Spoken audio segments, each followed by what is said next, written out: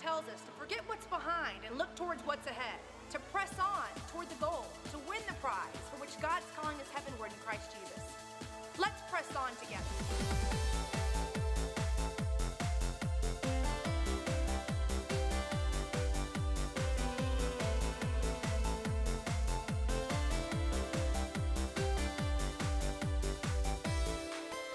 Whether you think you can or you think you can't, you're right.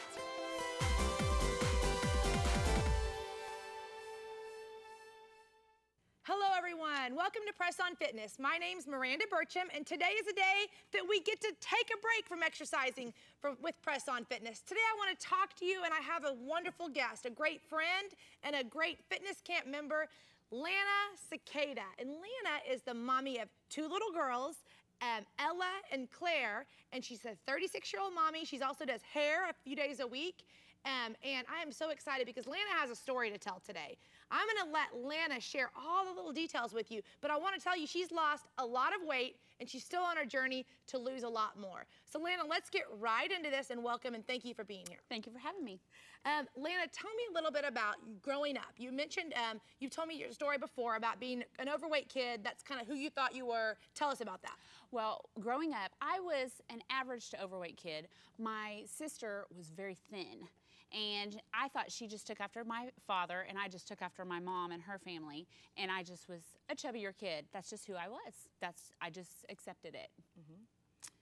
So whenever you were growing up, did you and your sister eat the same things? And we ate the same things. We did the same things. Neither one of us were very sporty.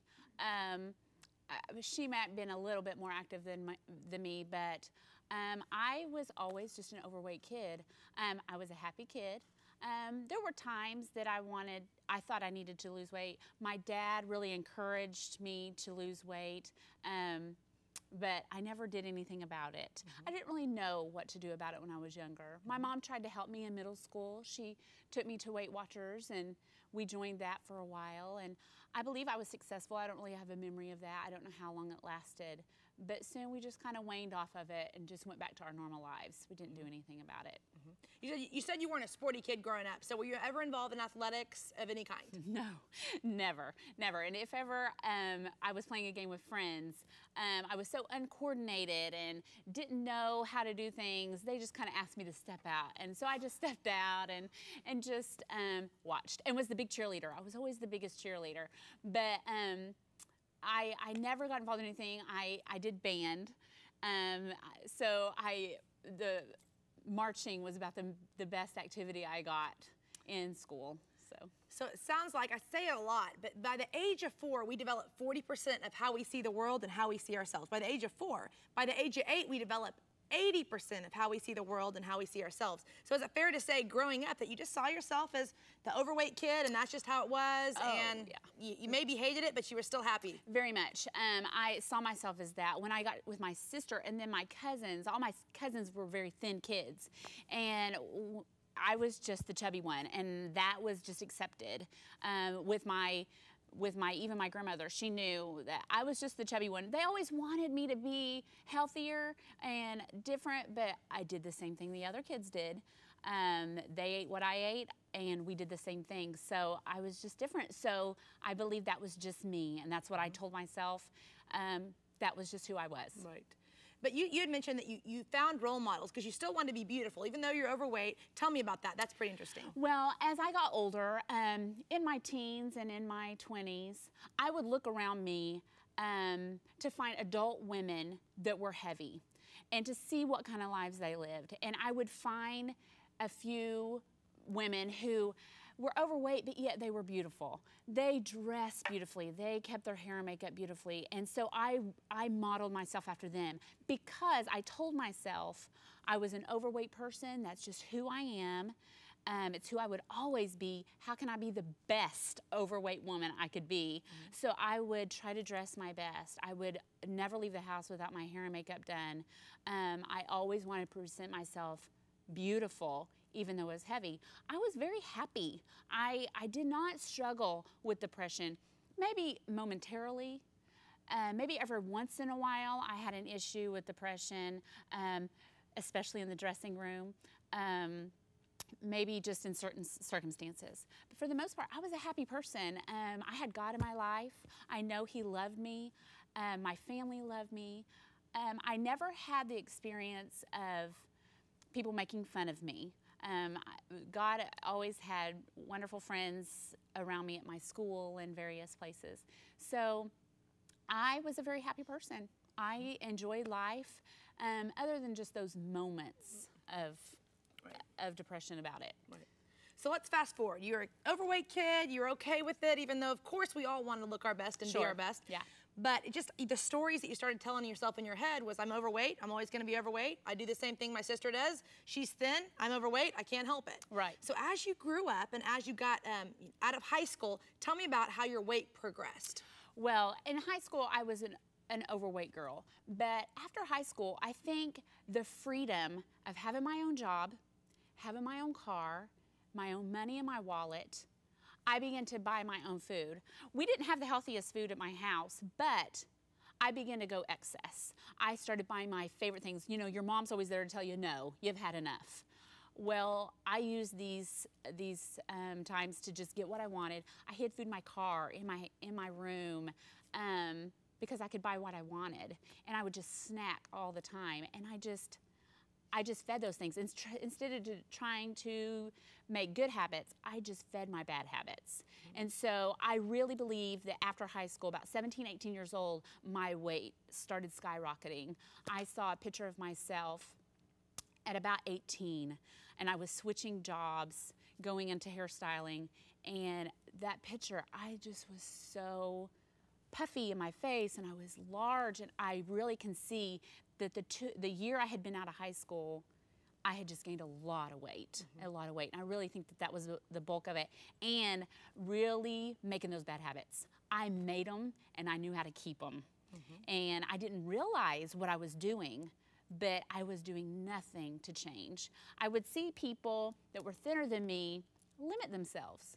No, I've had enough, or no, I've already had dessert today. What? Who doesn't eat 2 desserts in a day if they want to? A dessert for lunch, a dessert for dinner. I didn't limit myself at all. I had whatever I wanted. My friends would say, oh no, I'm drinking Diet Coke.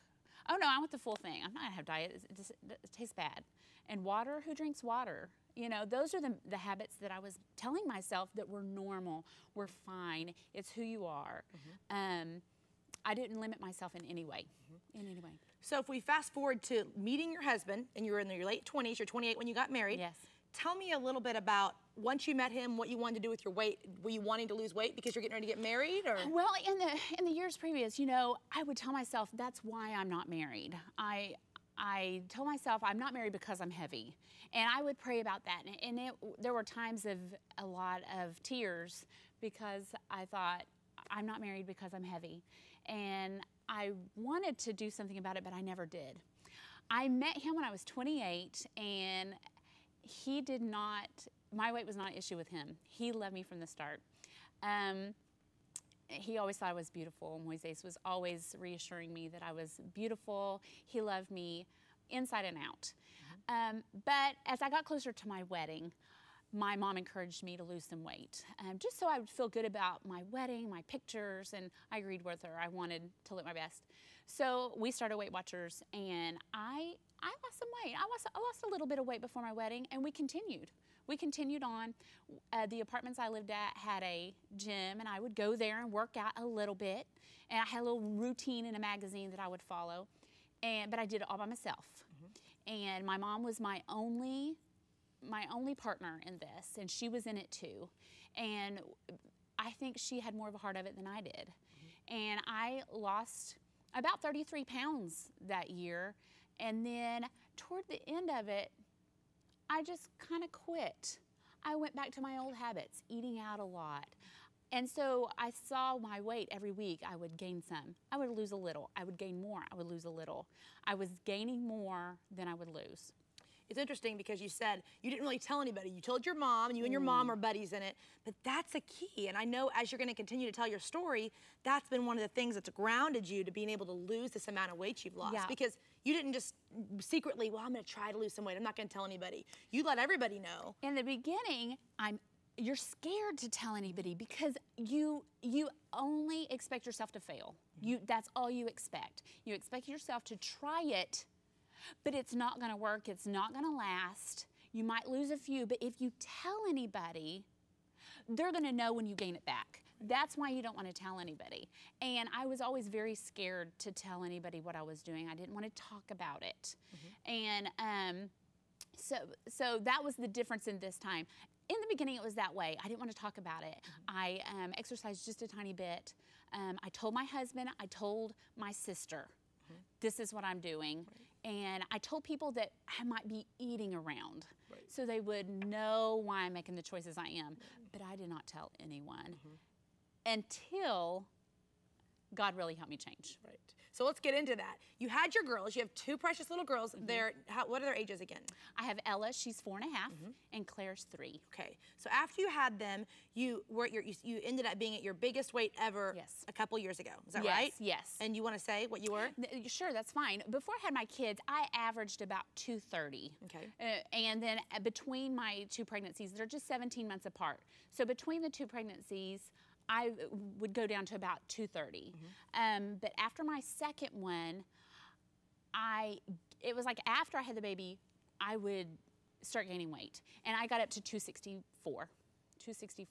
And that was my largest. And I was going to the doctor for other health reasons, and in the process, it was only mentioned that I had a fatty liver.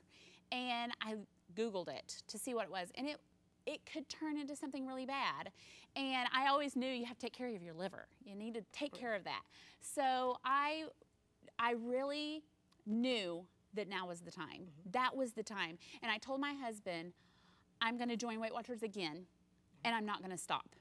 That was the difference than last time. The time before that, I just did it, just to lose weight, just to feel good for my wedding. I just thought it would be a good idea because I was overweight. It's always a good idea to lose some weight, you know. But this time, I knew I needed to do it for life. I wasn't gonna stop. I told my husband, I said, I'm gonna start Weight Watchers, and it's gonna be a part of our lives for the rest of our life. Because if I wasn't on it, I knew I would gain weight. I knew it had to be a lifetime decision.